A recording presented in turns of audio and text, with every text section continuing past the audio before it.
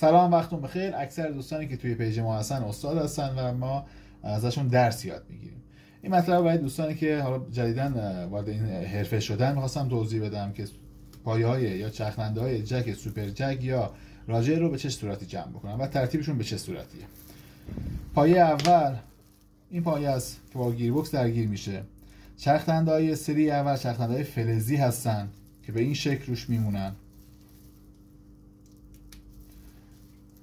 پایه دوم پایه فلزی تقریبا میشکو کوتاه‌تره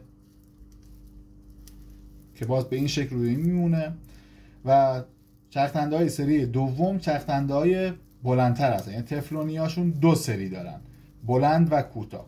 این چرخنده بلندتر رو میذارید و پایه سوم چرخنده کوتاه‌تر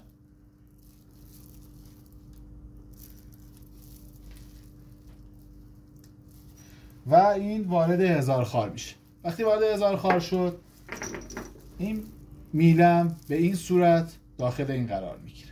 امیدوارم براتون مفید واقع شده باشه.